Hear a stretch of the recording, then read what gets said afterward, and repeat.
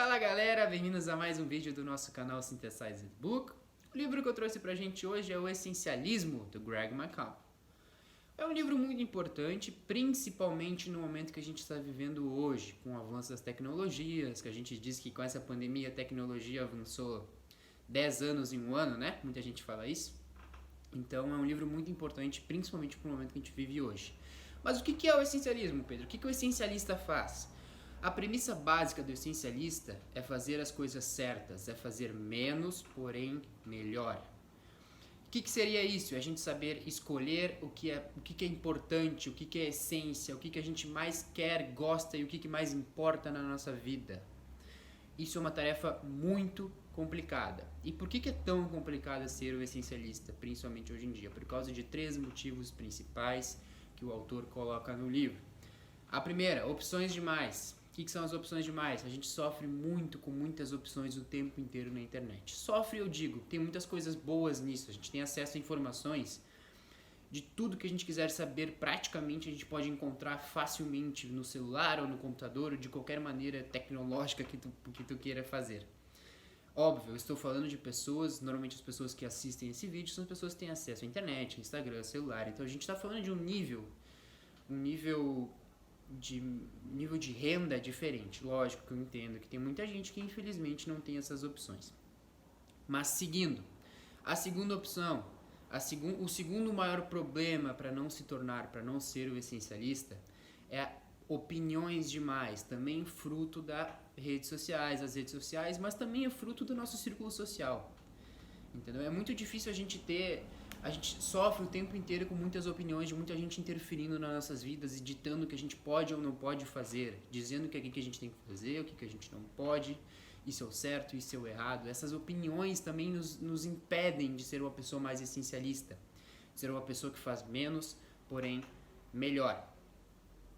Beleza?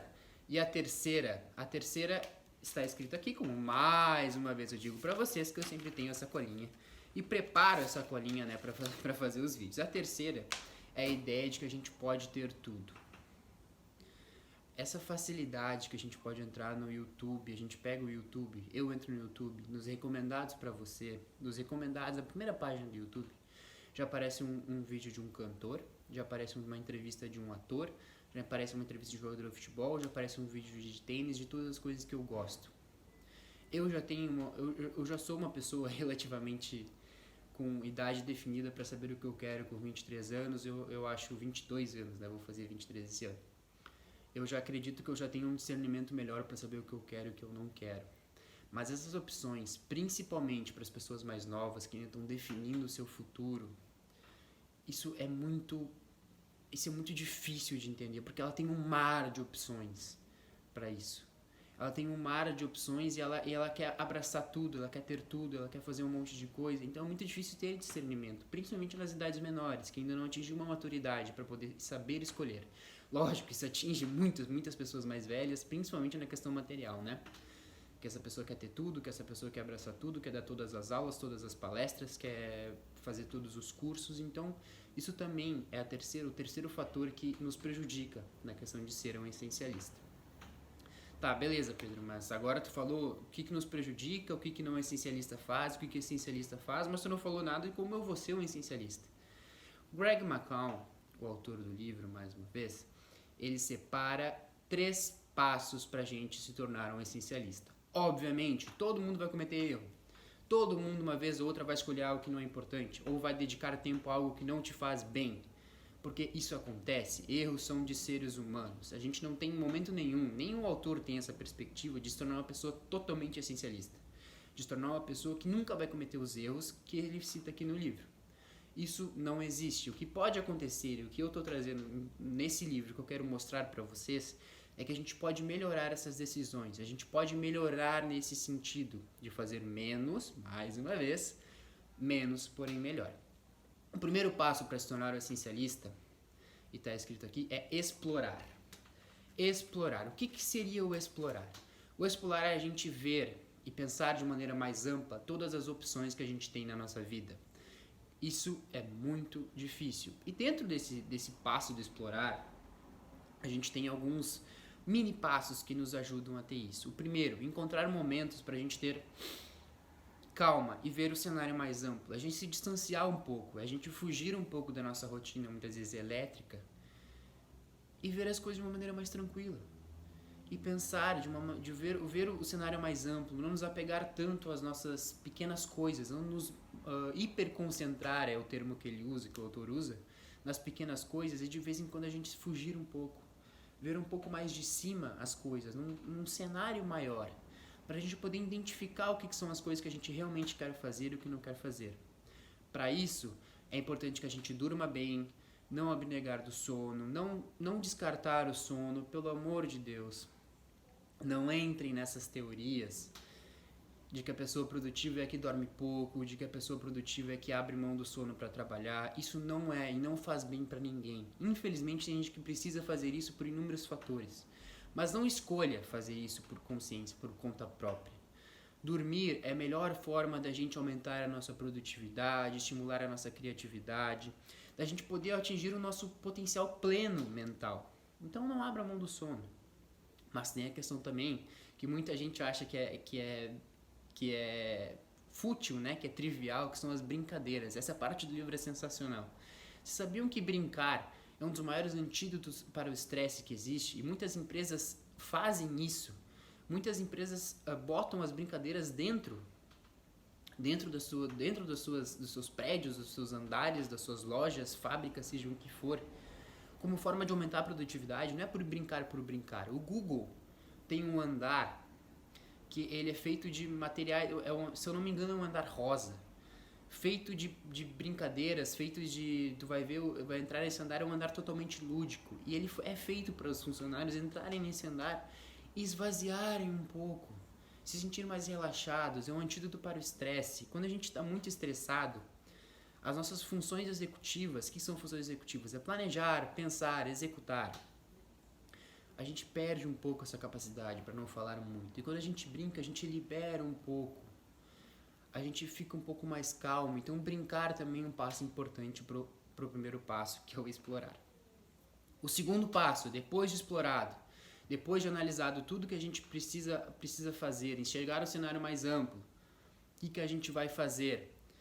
A gente vai subtrair. A gente vai subtrair ou eliminar. O que seria o eliminar?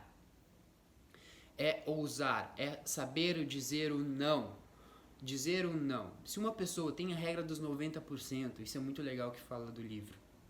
Se é te oferecido uma oportunidade, tá?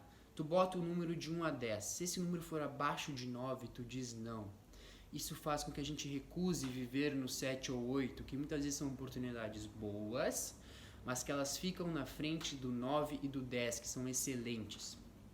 A gente precisa aprender a selecionar as coisas que realmente são nota 9 para cima na nossa vida. São poucas coisas, mas é por isso que são 9 e 10. O essencialista, ele sabe fazer isso. O essencialista também, ele entende que muitas vezes a gente não precisa dizer não para negar algo. É uma habilidade muito importante, às vezes não precisa dizer não. Se alguém nos oferece um projeto e pede ajuda para esse projeto, a gente sabe que a gente não vai conseguir contribuir com o nosso 100% para isso, a gente pode falar: desculpa, mas eu estou muito ocupado, eu não vou poder te ajudar a isso. Ou, infelizmente, eu vou ter que não vou poder te ajudar, ou eu vou ter que negar esse pedido, ou infelizmente eu não vou poder contribuir contigo. É transformar um não de uma maneira mais sutil, é um não com ternura, por assim dizer. Então, esse passo do eliminar é um passo importantíssimo que a gente aprende, e quando a gente aprende a dizer não, a gente ganha mais respeito. As pessoas chegam na gente agora sabendo que, cara, se não for importante, nem adianta ir lá. Se não for importante, e se ele não considerar importante para a vida dele, cara, nem adianta ir lá. Porque sabe que a gente vai gerar um respeito de entender que a gente tem limite, a gente impõe limite na nossa vida. Tem uma frase nesse livro que também fala que se a gente não impor limite, as pessoas vão impor os limites pra gente. Então imponha esse limite, aprenda a dizer não. E o terceiro passo para se tornar um essencialista é executar. O que seria o executar? O executar, agora que tu definiu o que é essencial, o que não é, tu já analisou o cenário mais amplo, tu já disse os nãos que tu precisava dizer, agora tu vai executar o que ficou. O que ficou é o essencial. Como é que tu vai executar isso? Comece pequeno. Comece pequeno para alcançar coisas grandes. Tenha pequenas vitórias. Muita gente já falou isso pra vocês. Eu sei. Eu também já escutei isso muitas vezes. Mas é verdade. Começa pequeno e tenha pequenas vitórias. E comemore essas vitórias. Comece também pelo mais difícil. Quando sua mente está fresca. Eu falei isso no livro do Milagre na Manhã, né? Que quando a gente acorda, ou quando a gente está entrando nas primeiras horas de trabalho, nossa mente está fresca. A gente não tem tanta coisa na nossa cabeça. Faça o mais difícil e elimine o mais difícil quando você tem mais energia. Beleza? Outros passos que eu anotei aqui é criar uma rotina. Criar uma rotina, o que seria isso? Criar uma rotina de fazer as coisas essenciais. E a rotina nos liberta. Ó, a bateria de novo. A rotina, ela nos liberta. Quando a gente faz coisas por dias seguidos, a gente para de pensar tanto nisso e vai se tornando algo natural. Isso flui. Inclusive o nome desse capítulo é fluir. Criar uma rotina significa fluir, fazer as coisas de maneira consistente e sem tanto trabalho. Beleza? Então esses foram alguns passos para se tornar uma pessoa essencialista, e eu citei todos os mais importantes passos. E também citei quais são os benefícios de se tornar uma pessoa essencialista, que é sempre fazer menos, mas fazer melhor. Aumentar a nossa qualidade e tirar um pouco da quantidade de coisas que a gente faz e se preocupa. Se você gostou desse vídeo, pode compartilhar com seus amigos, familiares, e pode levar para eles esse conteúdo que eu sei que vai fazer muita diferença na vida de tanta gente que precisa ouvir essas palavras, que precisa entender um pouco mais sobre o essencialismo. Beleza? Valeu, galera. Nos encontramos nos próximos vídeos e até mais.